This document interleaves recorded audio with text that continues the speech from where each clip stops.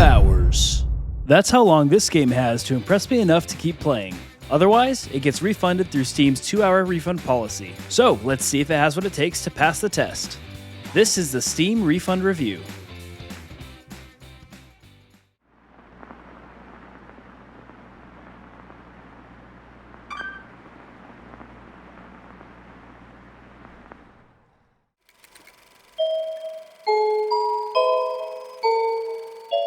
Inscryption is a dark, story-rich, single-player card game developed by indie developer Daniel Mullins Games and released in 2021. It's a roguelike deck builder with some random encounter-type interactions with different NPCs. Well, kinda. We'll get into that later. The Steam description reads, Inscryption is an inky black, card-based odyssey that blends the deck-building roguelike, escape room-style puzzles, and psychological horror into a blood-laced smoothie. Darker still are the secrets inscribed upon the cards. Ooh, sounds kinda spooky. The game has a 96% overall positive rating on Steam with over 100,000 reviews, so this is a pretty darn popular indie title that is very well received. So let's see if these positive ratings are warranted or not.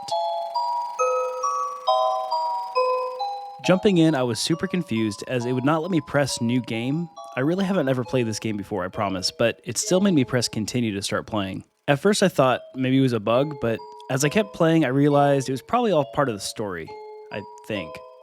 Immediately upon the start of the game, I was met by this creepy dude on the other end of a nearly pitch black room who invited me to play a game with him.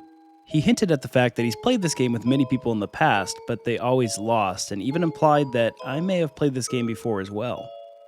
As the game started, he gave me a quick tutorial on how to play, and was also gracious enough to play a practice round with me before jumping into the real thing. So here were some of my initial thoughts jumping right into the game. So these graphics are bad, but not because the developers didn't care. It's more of an artistic choice that honestly kind of seems to work well with the game's dark, creepy, and mysterious aesthetic. It kind of seems like one of those games that is trying to harken back to the days of older games to intentionally give you a sense of nostalgia. The gameplay is fairly simple, a deck builder where you use cards based on different animals to fight the mysterious creature on the other end. The more damage you do against the creatures, the closer you get to victory. The more damage dealt to you, the closer to death you get. Honestly, I'm not too sure what to say about this game's theme and setting because I have absolutely no idea what's going on here. Everything is dark. I'm in a single, small, strange room with nothing else other than the creature and some knickknacks lining the room. I will say that I definitely enjoy the mysterious feeling of it all though, and I hope to uncover some of those mysteries during the allotted time I've given myself to play this game. So let's talk just a little bit more about what exactly it is you're doing in this game. It definitely seems to be a roguelike through and through. After the practice round in the beginning, the creature on the other side presents you with this map of sorts that seems to be randomly generated and will progress you up to the boss as you get through each encounter. It's very similar to Slay the Spire in this sense, which I also did a review of using this format. You pick between a couple different paths as you progress, and each encounter offers something different, whether it be a round of combat, a way to upgrade your deck, or some kind of other encounter that can help you progress. In between rounds of combat, to my surprise, I was actually able to get up and walk around and search the room that I'm stuck in. In the beginning, there doesn't seem to be much you're able to do just by walking around the dark room, but I did uncover a few secrets later on down the road that we'll be able to talk about a little bit later. But like I said, that's between rounds of combat. Let's talk a bit more about what exactly combat looks like in the first place. Like I said before, this is a deck builder. You'll work to get better cards as you go and develop different strategies to better yourself for combat. Each of these cards have different types of animals on them. There are beast cards, avian cards, insect cards, and reptile cards. Each of these seem to provide different benefits in combat. The cards have a certain number of health points, attack power, and can bear a sigil which will grant the card special abilities or defenses against the strange opponent. During combat, you'll strategically lay your cards down in one of 4 spots on the table. In most cases, your card will face off against your opponent's card that's directly in front of yours. From there, it's fairly simple. Whoever does the most damage wins, and if you deal damage greater than the number of health points left on the card in front of yours, you'll deal damage to your opponent as well. The same is true vice versa though, so you have to be careful about what cards you play against the opponents. The amount of health that you or the creature has is represented by a scale.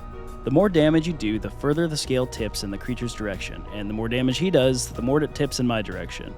When the scale is fully tipped in one direction or the other, that's when combat ends. So what happens if you beat your opponent? Well, you'll progress your way up the map, until eventually you get to the boss area. What's funny about the bosses, though, is that it's still just the strange creature, but with a mask on and role-playing some other entity.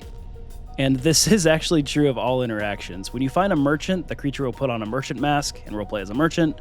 You'll also encounter the creature roleplaying as a witch, a woodcarver, and so on.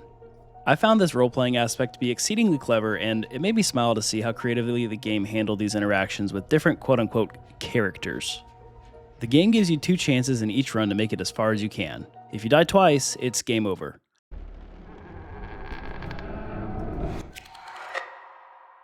After losing both your lives, though, something interesting the game does is allows you to make a death card before the creature kills you. You can use that in combat your next run. This card will take values and sigils from cards that you had in the current run to create a new card that could potentially be super powerful. There seems to be much more to this game, though, than just the combat. One of the cards you receive in the beginning is called a stoat, which I'm not sure, is that actually a real animal? I don't know. But anyway, the stoat card will actually come alive and talk to you about escaping from the strange creature's shack, and helps you try to develop an escape plan. At one point, the stoat will inform you that the game's guide has a code hidden in it that can be used to unlock the safe in the room. After unlocking the safe, you meet another talking card that also seems to want to help you escape. It seems that the overarching plot in this game is to collect all the talking animal cards and escape with them to be free from the clutches of the mysterious entity that has you trapped in whatever the room is you're trapped in. There are a lot of other really cool gameplay mechanics that I could talk about, but I think that this covered the gist of the game and hit on all the big things. The one mechanic that I do want to mention, however, is the pliers. I was shook when I realized what had just happened. The pliers are used to literally pull out one of your own teeth to put it on the scale to tip it in your favor if things start getting hairy. This genuinely left my jaw dropped for a couple seconds after I did it. After my playtime, I ended up making it to the second boss, the Angler, and got demolished. Honestly, I'm not sure how to beat him because he ends up stealing your cards and playing them against you, which honestly seems super unfair, but whatever. I'm sure there's some sort of trick to beating him that I just didn't think about in the moment, but regardless of this seeming kind of unfair, I thought this was a really clever boss design and he was fun to fight against. There's obviously much more to discover in this game and more secrets to find, but my time was cut short by the purposes of this review.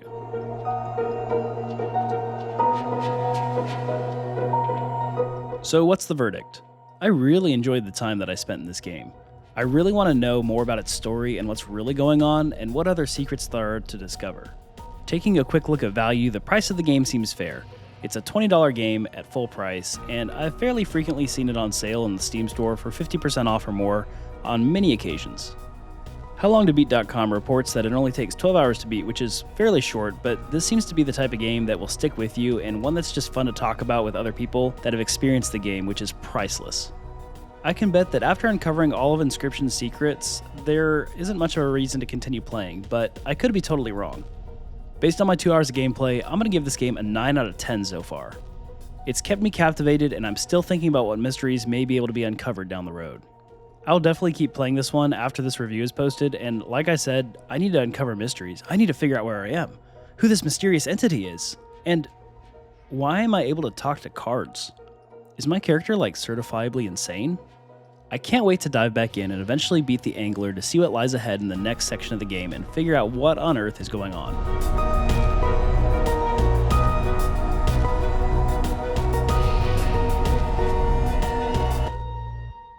What game do you want to see reviewed in this format next? Let me know down in the comments, and thanks for watching.